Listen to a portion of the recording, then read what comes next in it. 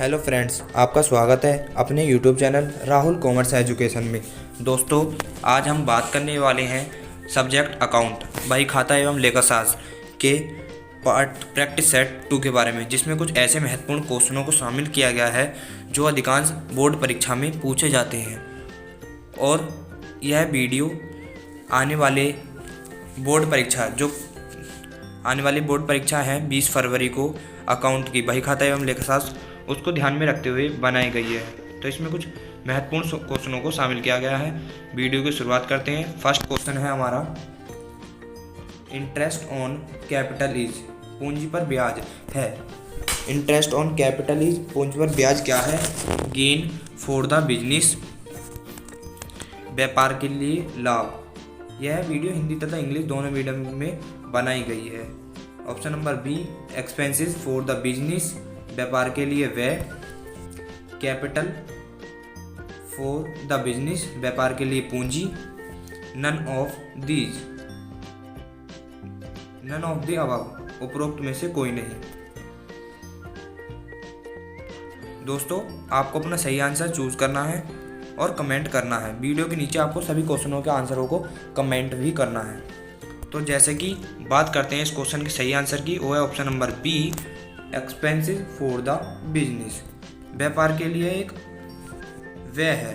व्यापार के लिए एक व्यय है। बात करते हैं नेक्स्ट क्वेश्चन की, share can not be issued, shares can not be issued, अंशों का निर्गमन नहीं किया जा सकता। Option number A, issue at discount, भट्टे पर निर्गमन। Option number B, issue at premium, premium पर निर्गमन। इशू एट पार, सममूल्य पर निर्गमन। इशू एट पार, सममूल्य पर निर्गमन। ऑल ऑफ द अबव, ये सभी। तो फ्रेंड्स, आपको अपना सही आंसर चूज करना है और कमेंट करना है कि अंशों का निर्गमन नहीं किया जा सकता है। किस कंडीशन पर अंशों का निर्गमन नहीं किया जा सकता है, उसके बारे में आपको बताना है। जैसे कि बात करते हैं इस क्वेश्चन के सही आंसर की, वो है हमारा option number A, issue at discount, बट्टे पर निर्गमन अब नहीं कर सकते। न्यू कंपनी एक्ट 2013 के अनुसार कोई भी कंपनी अपने अंशों को बट्टे पर निर्गमन नहीं कर सकती है। बात करते हैं नेक्स्ट क्वेश्चन के बारे में, balance transferred to for future account after reissue of forfeited shares is done. अब हरत अंशों के पुनर्निर्गमन के बाद अंशहरण खाते का शेष आंतरित किया जाता है।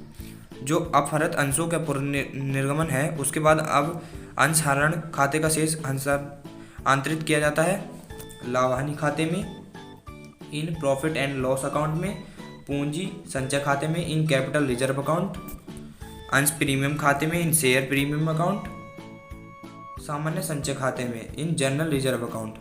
तो फ्रेंड्स, आपको अपना सही आंसर चूज करना है और कमेंट करना है। इस क्वेश्चन का जो सही आंसर है वो है हमारे सामने ऑप्शन नंबर बी, पूंजी संचय खाते में, इन कैपिटल रिजर्व अकाउंट में से ट्रांसफर किया जाता है या लिखा जाता है। बात करते हैं फर्स्ट क्वेश्चन की, income and expenditure account is prepared, आय व्यय खाता बनाया जाता है। आय व्यय खाता किसके द्वारा बनाया जाता है? बाय द क्लबों द्वारा। बात करते हैं नेक्स्ट ऑप्शन के बारे में, एजुकेशनल इंस्टीट्यूट, शैक्षणिक संस्थाओं द्वारा, चैरिटेबल इंस्टीट्यूशंस, धर्मार्थ संस्थाओं द्वारा, by all of the above, उपयुक्त सभी के द्वारा। तो फ्रेंड्स, आपको अपना सही आंसर चूज करना है, आय व्यय खाता किसके द्वारा बनाया जाता है, और कमेंट करना है। जैसे कि बात करते हैं इस क्वेश्चन के सही आंसर के बारे में, वो है option number D, by all of the above, सभी के द्वारा यह बनाया जाता है। बात करते हैं नेक्स्ट क्वेश्चन के बारे में, यह बहुत मोस्ट इम्पोर्टेंट क्वेश्चन है, secret reserve can be created, गुप्त संचय संचिति का सर्जन किया जाता है या बनाया जाता है। Undervaluation of closing stock, अंतिम स्टॉक का अल्प मूल्यांकन करके, treating capital expenditure as revenue expenditure, पूंजीगत व्यय को आयगत व्यय मानकर, showing fixable liabilities as actual liabilities, संभाव्य दायित्वों को वास्तविक दायित्व मानकर, ऑल ऑफ दी अबव, उपयुक्त सभी। जैसे कि मैंने आपको पहले ही बता चुका हूँ कि इसमें जो क्वेश्चन शामिल किए गए हैं वो बोर्ड परीक्षा को ध्यान में रखते हुए शामिल किए गए हैं। तो आपको अपने सभी क्वेश्चनों के आंसरों को कमेंट करना है। बात करते हैं इस क्वेश्चन के सही आंसर की, वो है option number D, all of the above, उपयुक्त सभी। जो हमारा सीक्रेट रिजर्व है वो अंतिम स्टॉक का अल्प मूल्यांकन करके पूंजीगत व्यय को आयगत व्यय मान के संभाव्य दायित्वों को वास्तविक दायित्व मानकर किया जाता है या बनाया जाता है। बात करते हैं नेक्स्ट क्वेश्चन के बारे में।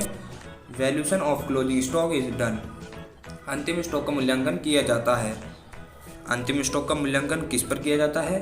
एट कॉस्ट प्राइस, लागत मूल्य पर, एट मार्केट वैल्यू, बाजार मूल्य पर, कॉस्ट प्राइस और market price, whichever is lower, जो दोनों में कम हो, लागत मूल्य अथवा बाजार मूल्य जो दोनों में कम हो, लागत मूल्य पर या बाजार मूल्य जो दोनों में कम हो, या नन ऑफ द अबव, उपरोक्त में से कोई नहीं।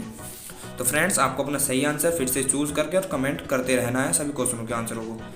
जैसे कि इस क्वेश्चन का सही आंसर है option number C, cost price और market price, whichever is lower, लागत मूल्य अथवा बाजार मूल्य जो दोनों में कम हो। Which reserve is not shown in balance sheet, which reserve is not shown as balance sheet, कौन सा संचय आर्थिक चिट्ठे में नहीं दिखाया जाता है? बात करते हैं ऑप्शंस के बारे में। आयगत संचय, रिजर्व रेवेन्यू कैपिटल, पूंजीगत संचय, कैपिटल रिजर्व,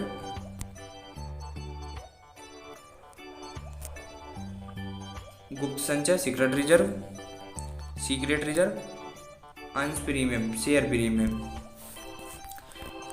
तो दोस्तों, अपना सही आंसर चूज करना है, कौन सा संचय आर्थिक चिट्ठे में नहीं दिखाया जाता है। बात कर लेते हैं इस क्वेश्चन के सही आंसर की, वो है हमारा option number C, secret reserve. जैसे कि आप जानते हैं सीक्रेट का मतलब होता है छुपा हुआ या हिडन, तो सीक्रेट रिजर्व जो है वो हमारा आर्थिक चिट्ठे में नहीं दिखाया जाता है। बात करते हैं नेक्स्ट क्वेश्चन के बारे में। Dividend declared in the middle of the year is called, वर्ष के मध्य में घोषित किया जाने वाला लाभांश कहलाता है। अनक्लेम्ड डिविडेंड, अयाचित लाभांश, प्रीफेंस डिविडेंड, पूर्वाधिकार लाभांश, इंटर्न डिविडेंड, अंतरिम लाभांश। बात करते हैं फोर्थ ऑप्शन के बारे में, फाइनल डिविडेंड या अंतिम लाभांश। फ्रेंड्स, आपको अपना सही आंसर चूज करना है और कमेंट करना है। जैसे कि बात कर लेते हैं इस क्वेश्चन के सही आंसर की, वो है हमारा अंतरिम लाभांश, इंटर्म डिविडेंड। यह इस क्वेश्चन का सही आंसर है, इंटर्म डिविडेंड। बात करते हैं नेक्स्ट क्वेश्चन के बारे में। According to company act 2013, minimum subscription has been fixed at the issued amount. इसे हिंदी में पढ़ लेते हैं एक बार। कंपनी अधिनियम 2013 के अनुसार न्यूनतम अभिधान की राशि कुल निर्गमन राशि का कितने प्रतिशत की गई है, कितने प्रतिशत निर्धारित की गई है। तो बात करते हैं ऑप्शंस के बारे में। 25, 50, 90 या 100। फ्रेंड्स, आपको अपना सही आंसर चूज करना है और कमेंट करना है। जैसे कि बात करते हैं इस क्वेश्चन के सही आंसर की, वो ऑप्शन नंबर सी, 90 पहले से निर्धारित की गई है। Receipts and payment account is prepared by, आय खाता किसके द्वारा बनाया जाता है। यह क्वेश्चन ऊपर भी आ चुका है, लेकिन उस ऑप्शंस के हिसाब से इसका आंसर बदलता रहता है। सोल ट्रेड, एकल व्यवसाय द्वारा, फर्म द्वारा, कंपनी द्वारा, नॉन ट्रेडिंग ऑर्गेनाइजेशन, गैर व्यापारिक संस्थाओं द्वारा।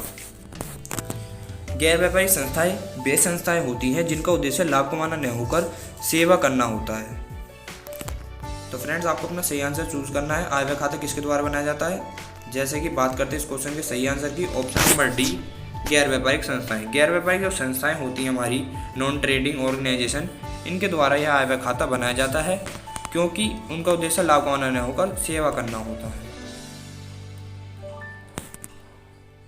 बात करते हैं नेक्स्ट क्वेश्चन की। Long term loan is recorded under the heading. Current liabilities चालू दायित्व, नॉन करंट लायबिलिटीज गैर चालू दायित्व, करंट एसेट्स चालू संपत्ति, नॉन करंट एसेट्स गैर चालू संपत्ति। जो हमारा लॉन्ग टर्म लोन है, दीर्घकालीन ऋण जिसे कहते हैं दीर्घकालीन ऋण, उसे किस शीर्षक के अंतर्गत दिखाया जाता है?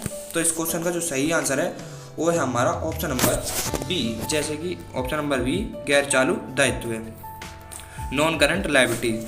क्योंकि जो हमारा अल्पकालीन ऋण होता है वो हमारा शॉर्ट टर्म लोन जिसे कहते हैं वो करंट लायबिलिटीज होता है, वो हमें पे करना होता है ड्यू टू पे। नॉन करंट लायबिलिटीज यह दीर्घकालीन होता है, गैर चालू दायित्व है। जो हम 1 साल के अंदर पे करना होता है वो हमारा अल्पकालीन होता है, और जो 1 वर्ष से अधिक वर्ष के लिए होता है वो हमारा दीर्घकालीन होता है। इसलिए गैर चालू दायित्व है, नॉन करंट लायबिलिटी है। फिर से एक बार समझ लेते हैं, करंट लायबिलिटीज वे लायबिलिटी होती हैं जो 1 वर्ष के लिए होती हैं, और नॉन करंट लायबिलिटी 1 वर्ष से अधिक वर्ष के लिए। तो ऐसे दायित्व जिनका भुगतान 1 साल के 1 वर्ष के अंतर्गत किया जाता है वो करंट लायबिलिटी, और जो उनका भुगतान 1 वर्ष से अधिक वर्ष के बाद किया जाता है गैर चालू दायित्व या नॉन करंट लायबिलिटीज। बात करते हैं नेक्स्ट क्वेश्चन के बारे में।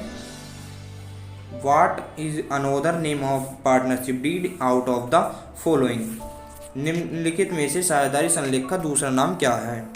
मेमोरेंडम ऑफ एसोसिएशन, पार्षद सीमा नियम, आर्टिकल ऑफ एसोसिएशन, पार्षद अंतर्नियम, आर्टिकल्स ऑफ पार्टनरशिप, साझेदारी अंतर्नियम, प्रिंसिपल्स ऑफ पार्टनरशिप, साझेदारी सिद्धांत। फ्रेंड्स, इस क्वेश्चन के आपको सभी क्वेश्चन का आंसर को आपको चूज करके कमेंट करना है। जैसे कि इस क्वेश्चन का जो सही आंसर हमारा है वो है हमारा आर्टिकल्स ऑफ पार्टनरशिप, साझेदारी अंतर्नियम के नाम से इसे जाना जाता है, या इसका दूसरा नाम है। इशू